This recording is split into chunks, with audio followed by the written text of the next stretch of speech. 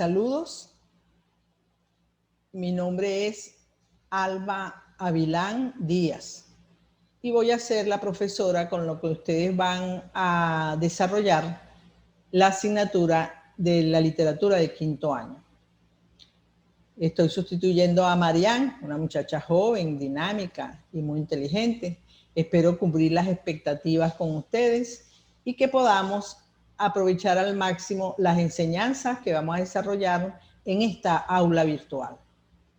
Bien, el trabajo que vamos a desarrollar en este segundo momento tiene que ver con los movimientos literarios. Para eso vamos a desarrollar quizás dos videos para conversar un poco sobre este aspecto de la literatura.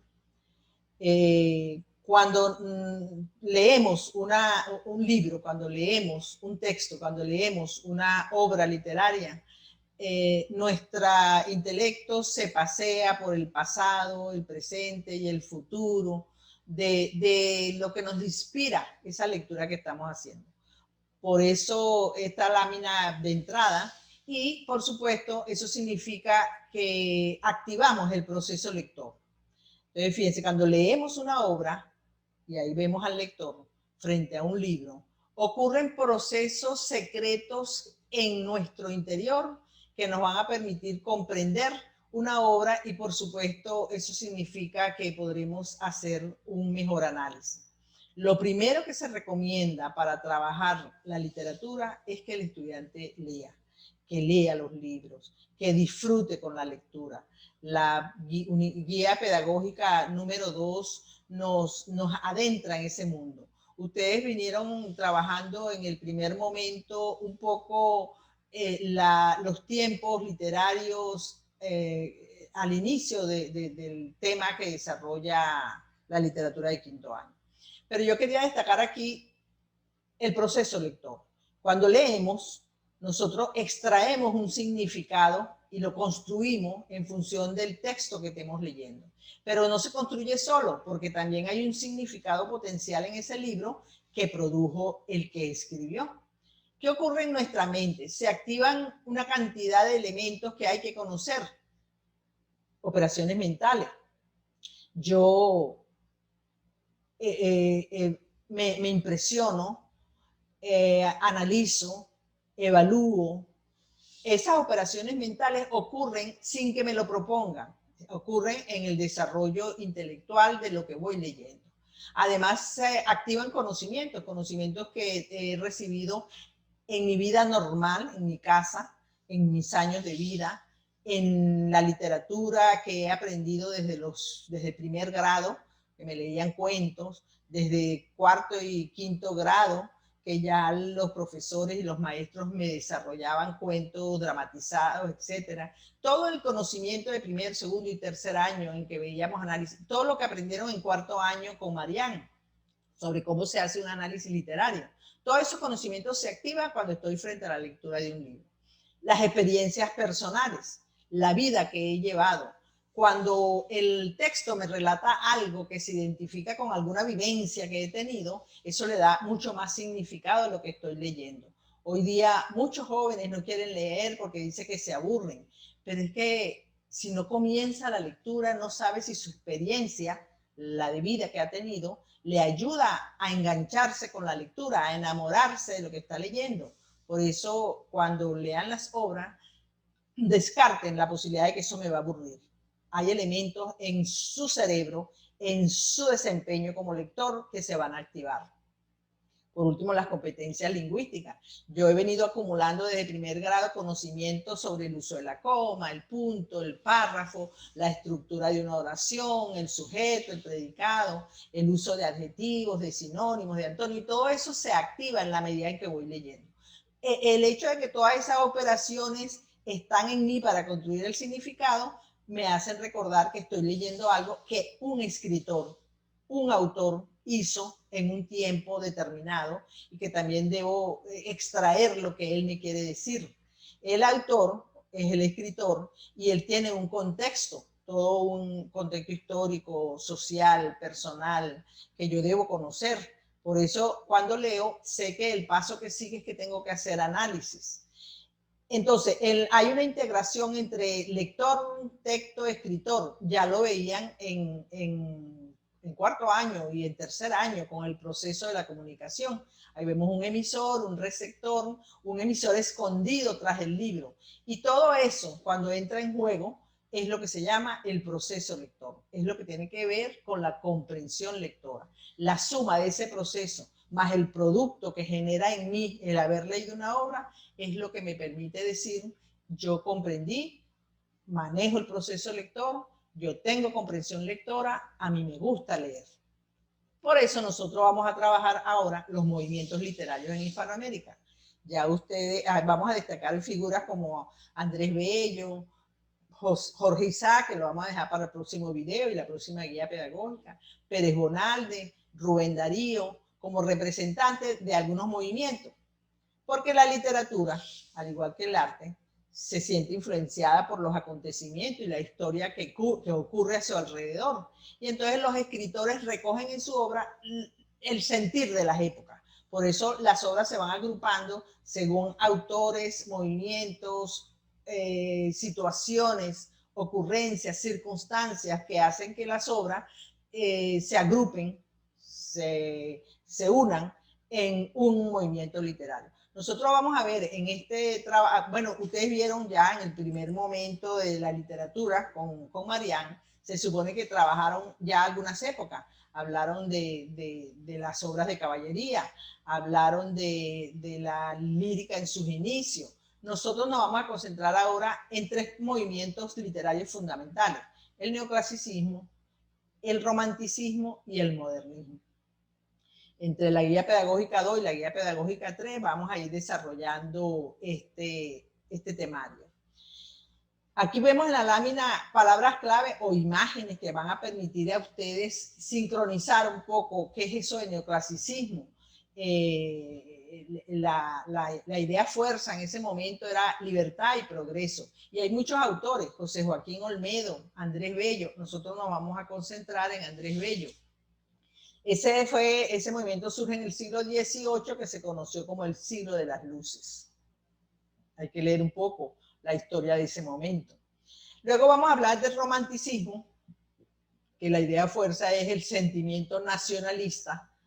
Ahí se agrupan autores como Esteban Echeverría, Jorge Isaac, está también en el romanticismo Eduardo Crema con su obra Venezuela Heroica.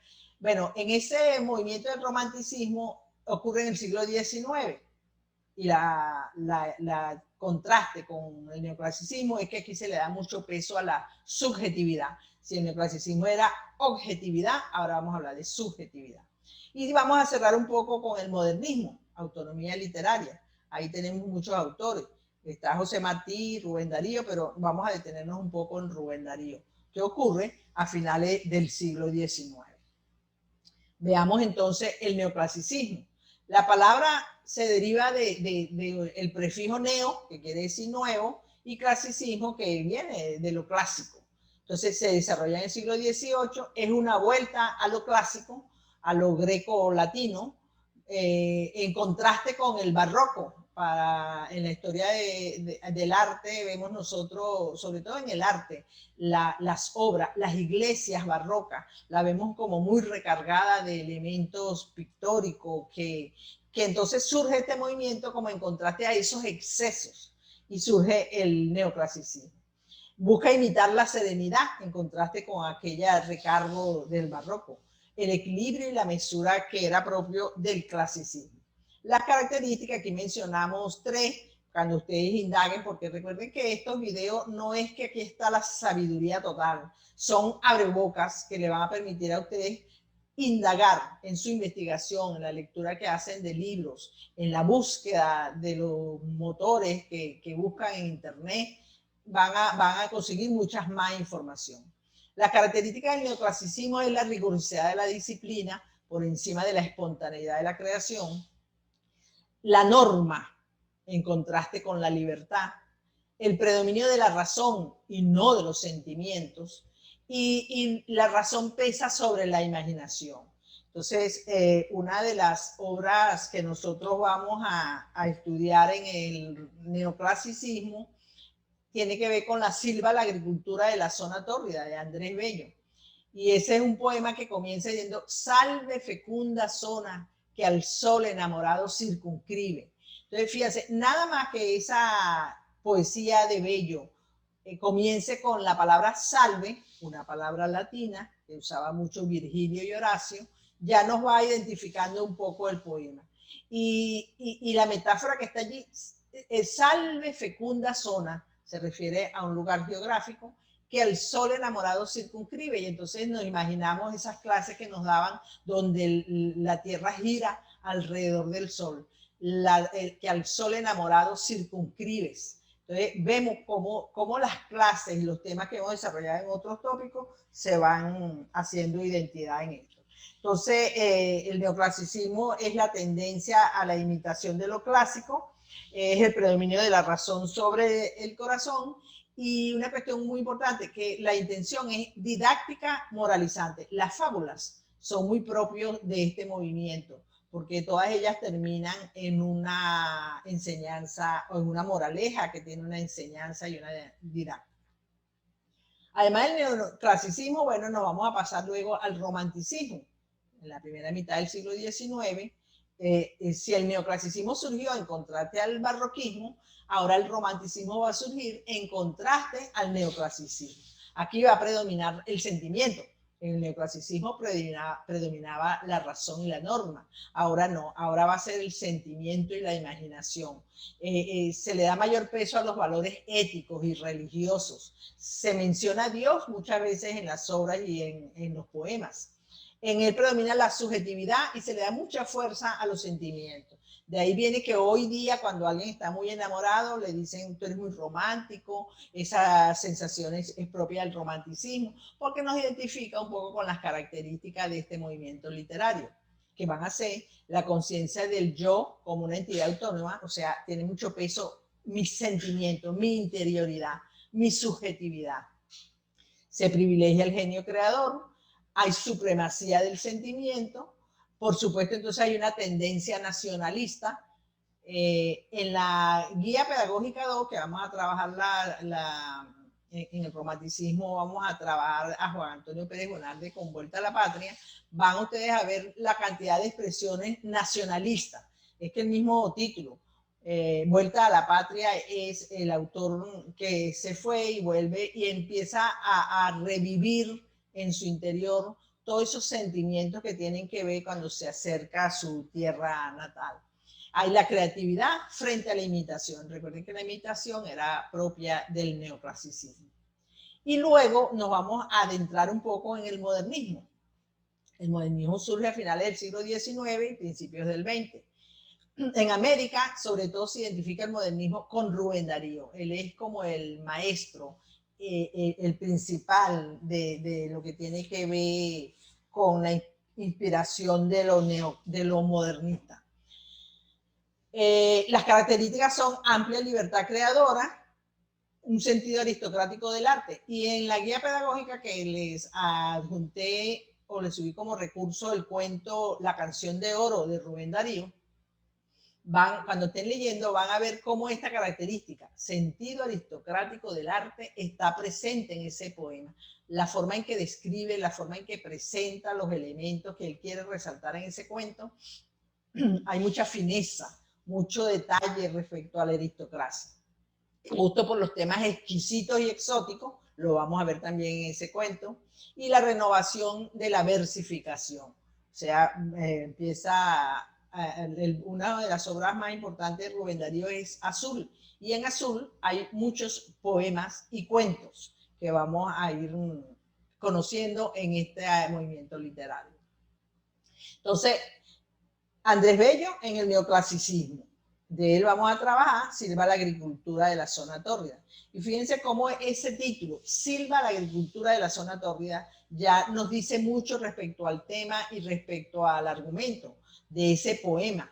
Silva, porque es un tipo de estrofa. En los primeros años de bachillerato se les ha hablado de la estrofa, la versificación, copla, estancia, Silva, soneto, toda esa literatura que ustedes han manejado y conocimiento de cómo se constituyen los elementos de la literatura, van a aflorar cuando estemos trabajando Silva, la agricultura de la zona Tokio. Un poema largo, pero que les he colocado allí como adjunto una parte, la primera parte del poema Silva, la agricultura de la zona Tokio. Luego en el romanticismo vamos a trabajar también un fragmento, una parte del poema Vuelta a la Patria de Juan Antonio Pérez Bonalde. Jorge Izal lo vamos a dejar para la guía pedagógica que sigue y el video siguiente. En Vuelta a la Patria hay dos momentos interesantes. El primero es los sentimientos, el amor y la afección que el poeta sufre porque estaba fuera de su patria y nos narra todo lo que siente en la medida que se acerca a su tierra natal.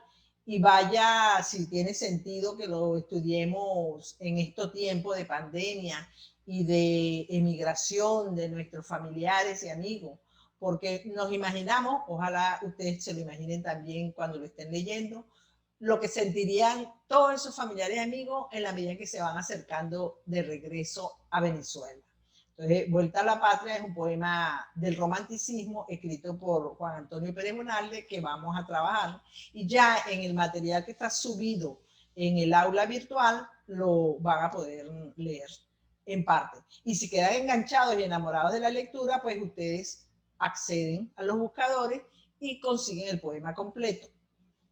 Y vamos a cerrar esta guía pedagógica con el modernismo. Ahí el maestro es Rubén Darío. Su poema Azul incluye este cuento corto que se llama La canción de oro. Y el mismo título ya aporta elementos característicos del modernismo, como es lo exótico, lo precioso, lo innovador. Y luego vamos a trabajar el posmodernismo. Seguiremos con la narrativa, específicamente la novela regional, y vamos a trabajar Doña Bárbara. Si bien es cierto que se dispone de mucho tiempo ahora por el encierro y por sobre todo en las semanas radicales, para que ustedes vayan leyendo Doña Bárbara. Pero vamos a trabajar uno o dos de los capítulos por razones de tiempo y por la disponibilidad virtual que tenemos con este trabajo. Será Doña Bárbara de Rómulo Gallego que vamos a trabajar en el próximo encuentro. Así que terminamos con esta clase.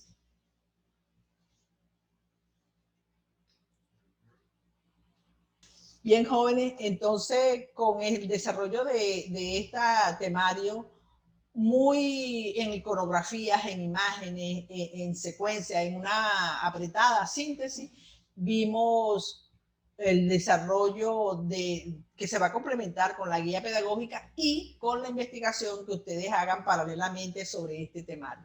Entonces, vamos a dejar la clase hasta aquí. En el próximo video vamos a trabajar entonces Doña Bárbara y vamos a tratar de ir mucho más adentro, mucha más profundidad sobre este trabajo.